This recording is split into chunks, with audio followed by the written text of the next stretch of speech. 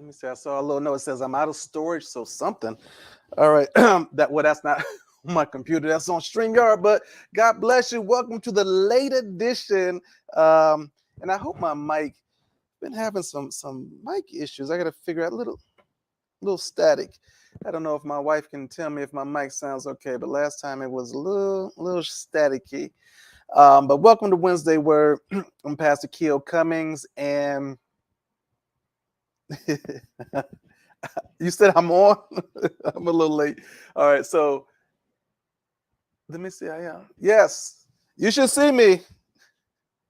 All right, so yeah, there we go. I see. Oh, that's fine. Okay, good. It's on.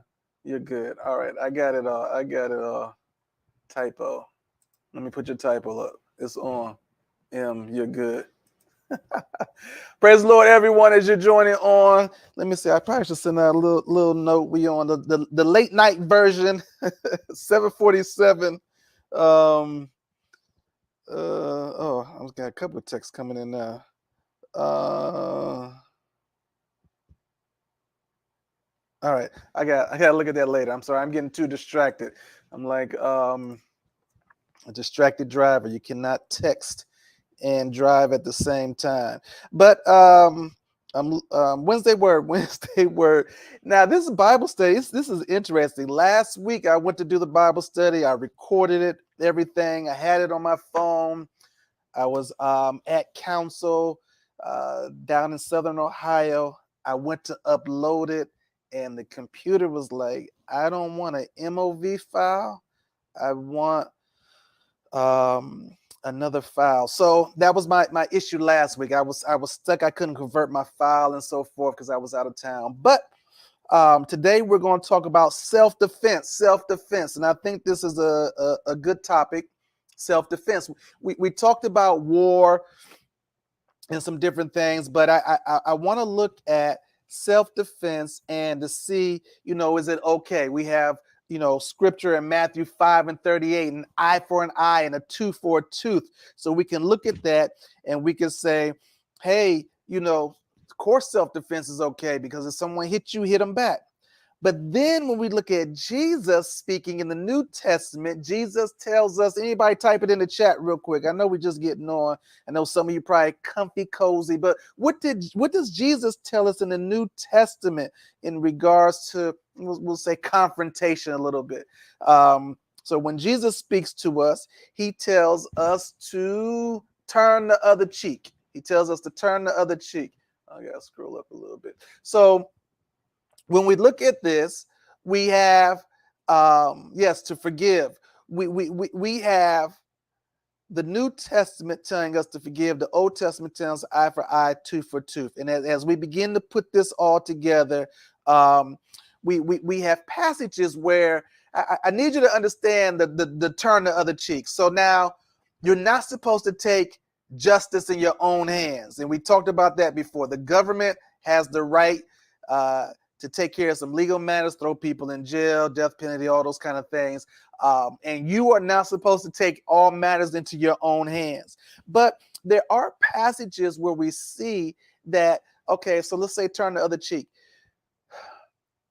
You may be in a position, I know everybody's not like this, but there are times when you have to know to walk away. So it may not be a let's fight thing, it's walk away. And we can see in the world today, I mean, you have people who will shoot people for the slightest reasons. So, sometimes you think, well, we're going to fight. Somebody pull out a gun and shoot you. So it's not always time to fight.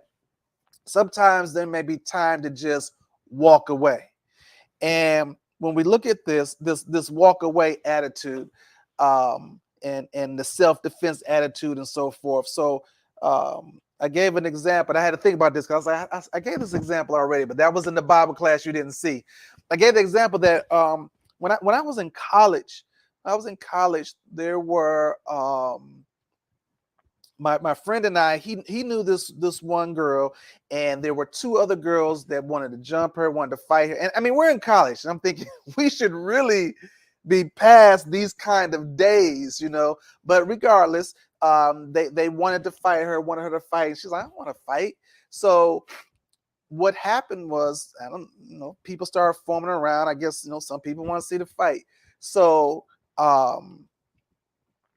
we broke it up. We said, no, there's not gonna be a fight. We're not gonna fight. We're gonna have to solve this other ways or whatever.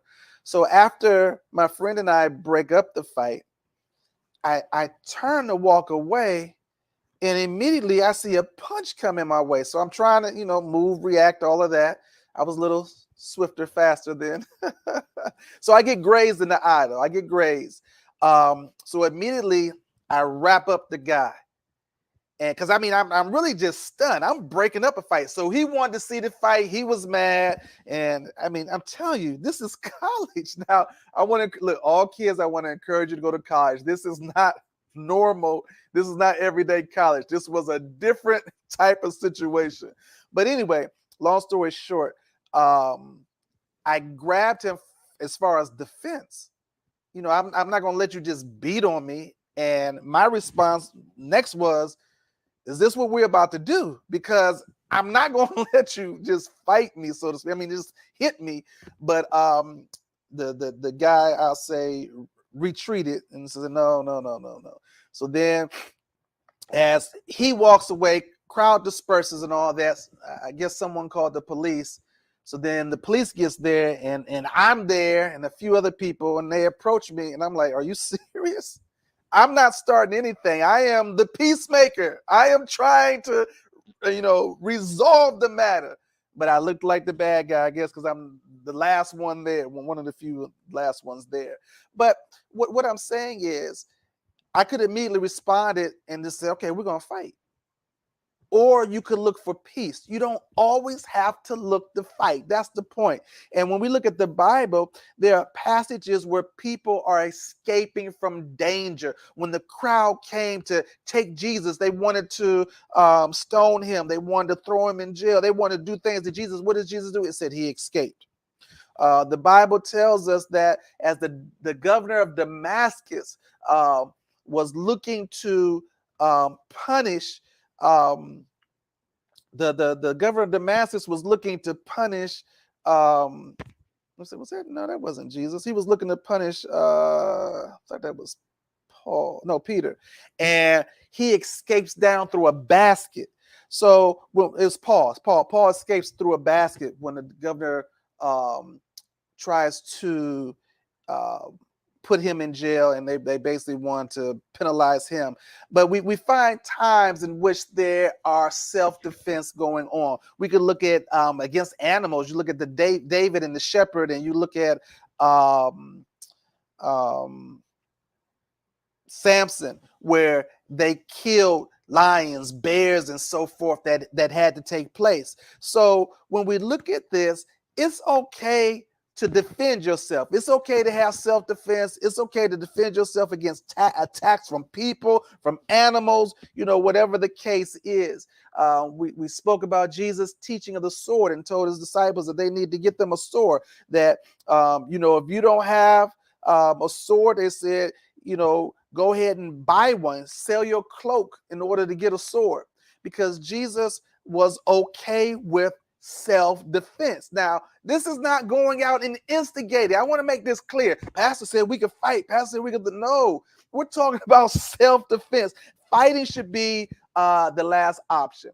That's what I want you to understand. Fighting is the last option. But Jesus is in favor of self-defense. The Bible's in favor of self-defense. But let me ask you, well, not ask you, but let me say this to you. But should you expect persecution? And the answer is yes. So even if you suffer for righteous sake, you will be blessed. So there are going to be times in which you do suffer. The world is going to hate you. Jesus tells us the world hated me, they're going to hate you too. So now when we look at this, I mentioned eye for eye, I mentioned tooth for tooth. We talked about escaping. We're talking about self-defense, all those kind of things. So what do you teach your children? Somebody hits you, hit them back. What should parents teach their children? And I'm going to say to you that there is probably not one direct answer, but you have to talk to your children, because if you're dealing with a bully, the bully's not going to stop unless something's done. So, there's those options. Talk to the teacher, which a lot of people don't want to do because we have out there snitches get stitches and all those kind of things. But there still may be a way to talk to the teacher if necessary. But I think that what you want to first impress upon your children is you're looking to resolve the matter in a peaceful manner. Now, when I say that, I think also of civil rights. And we look at Martin Luther King, and he decided to have the peaceful protests. And then you look at Malcolm X, and Malcolm X decided that we're not going to let you outright abuse us, but we're going to fight back in some of these situations and so forth. So the answer, I'm sorry, I'm looking at some of the comments. The answer is that we always seek peace. We always seek peace. You don't know who could be won over. Also, as Christians, we shouldn't be looking necessarily belligerent out there that we are the ones that are causing trouble and so forth. But let me see, what does this say? At school, get an adult in a controlled environment. On the streets, protect yourself at all costs. Throw those hands. No, but I mean, let's be realistic. Every kid is not going to have the confidence to just go and tell. So, and then every kid's not going to have the confidence to fight. And that's why you have to figure out a resolution. So here's the thing: if you are not the fighter and you are getting bullied, then you definitely need to be able to speak up to somebody, because you don't want to continue to let that happen to you. So there has to be a way first to seek peace. But then once again, if someone is trying to hurt you, they pulling out pencils, they stabbing you, they're doing different things and so forth, you need to be able also to defend yourself. All right. So now I want to ask you, is it right for Christians to own a gun? Is it right, or is there an issue with owning a gun? Should a Christian own a gun? We're talking about peace. We're talking about safety. We're talking about mercy. We're talking about compassion. Should a Christian own a gun? A sealed carry permit, or have a gun at the house? Is it okay for a Christian to own a gun? So before I tackle that directly, I'll first say, let me see. We are going to work. Okay. When I first talk about is self-defense a weapon? So now, what if someone's trying to attack you and they use a weapon on you, or they have a weapon, but then somehow you get a hold of the weapon? Is it okay to go ahead and use the weapon? So these can be some tough questions, some tough circumstances, because once again, let's think about thou shalt not kill. Let's think about having compassion on a person, because you never know who may repent, who may have a coming to Jesus moment. I love Jesus now. I see what was wrong. I want my life to be better. So it's also hard to kind of fathom at times. But if someone is coming at you violently, that you're going to see them converted.